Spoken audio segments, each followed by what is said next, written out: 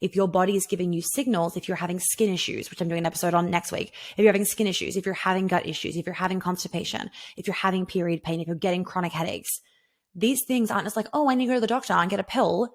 It's like, no, there is something happening. And there is an energetic reason to all of these things. And that doesn't mean that it's necessarily always an energetic thing, because it really could be like, you're not sleeping enough, you're not drinking enough water, like they could like take this supplement, whatever.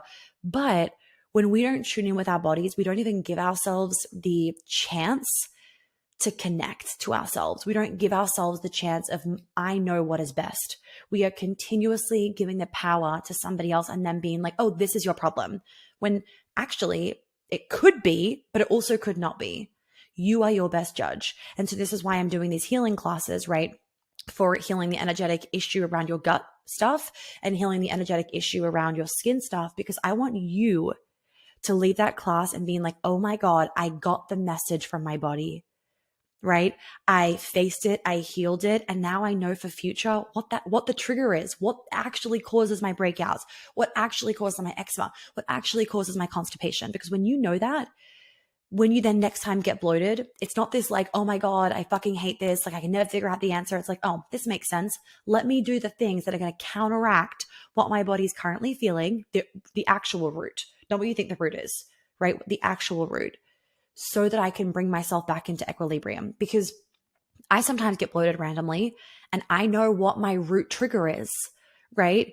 And so when that thing goes off and my stomach gets bloated and hurts, I know what I have to do to bring myself back. Okay. And why this is important for you guys to know, and I want to like throw some stats out there so that you realize, one, you're not alone, but two, this is a serious issue. 7 to 10% of the world have IBS. And ladies, it is 1.5 times more prevalent in young women than men, right? We actually have a larger digestive system than men, funnily enough. I'm like, how much more can we fit in there? A fucking womb, a fetus, like, come on. Between North America and Europe, Crohn's disease affects more than 5.2 million people. Not okay. Not okay. And when we look at Crohn's, what is the number one cause of Crohn's? Fucking stress. And when we think of stress, it's like, oh, well, these kids aren't stressed, right? Because they don't have a job. Stress isn't about work all the time. Stress is about what's happening in your family and your relationships and your home and your friendships and your school and just your body's general sense of everyday safety. And then we look at just bloating in general, 15 to 30% of US adults, right? So we can say this is probably around the same for maybe Europe. And actually, Europe's probably way better because you guys eat way better and have a way more balanced lifestyle. But let's just say for the US, right? 15 to 30% of adults suffer from bloating in any given week, more commonly women, again, right? So about a third of the population get bloated once a week, let's say. That's a lot, right? Especially when you're eating well. That's when it's most frustrating. That is when it's most frustrating, right? When you're eating the right things, you're doing the right things, and you're getting fucking bloated. So women are more prone to gut issues, right? We do get bloated more often, and it really can mess with our mood, our mental health, our confidence levels, how sexy we feel, all the good things, right?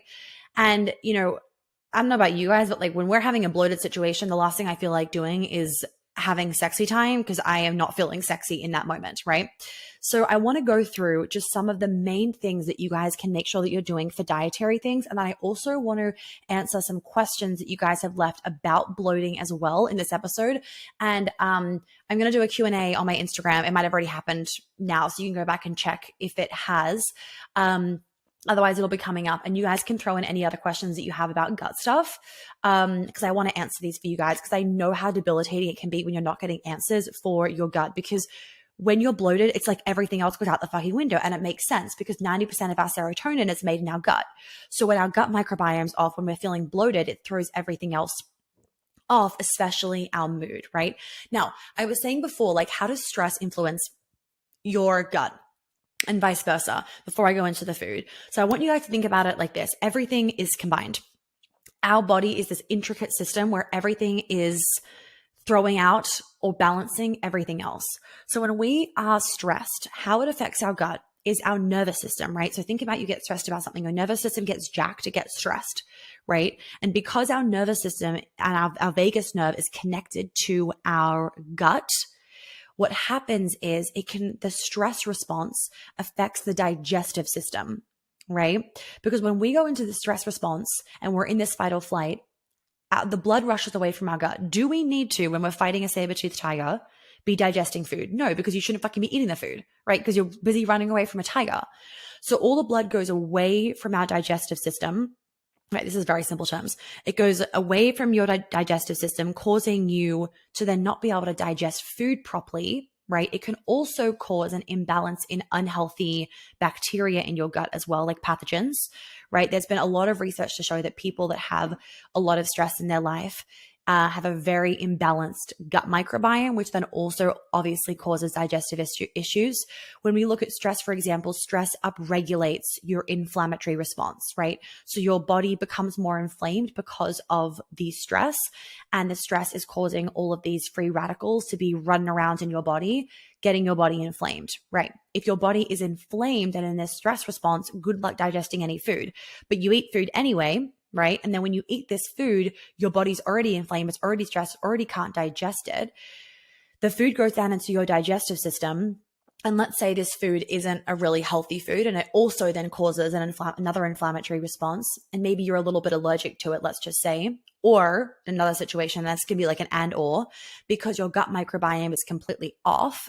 When you eat this food, it actually causes a bit of leaky gut. And things like dairy and gluten and vegetable oil, they're all going to cause, not to mention glyphosate, all the pesticides, the quote unquote natural flavors, all that crap, artificial colors, they're also all going to cause permeability in your gut lining, right? Also called leaky gut. So when you have this leaky gut, right, these little particles of food then go through your gut lining, which they're not meant to do, through your gut lining into your bloodstream, causing more of an inflammatory response, and you're just a hot fucking mess. So you are bloated. You may be storing extra weight on your body because you are inflamed as fuck. You probably feel puffy. Your mood is completely off. Your libido is probably down. Your hormones are getting thrown off. And I'm just starting to paint this like massive cascade domino effect. I mean, your immune system is going to be struggling because right now your immune system is trying to fight off all this inflammation. So then when your partner's sick, it's like, oh God, shit's about to hit the fan because your immune system can't fight off that bug because it's trying to fight off something else. And this is where it's like, I am a big believer, because I've just seen this over and over and over again in myself, but also in clients for like 6 years. When you have your nervous system under control, when you have your stress under control, everything else in your life gets better, because the cascade effect from your stress is monumental and undeniable, right? So that's just kind of a little bit of an example of how stress then affects your gut, and then the bloating and all these kind of things. Remembering that the stress may not be conscious, right? You could be doing the meditation, etc., but it's not about the meditating. That's helpful. It's about the fact that in that moment, when you heard that sound, or when you smelt that thing, or when the person said that comment, your body got triggered and went into a stress response. It doesn't matter if you meditate afterwards. Yes, it'll bring your fight or flight back down, but it still happened.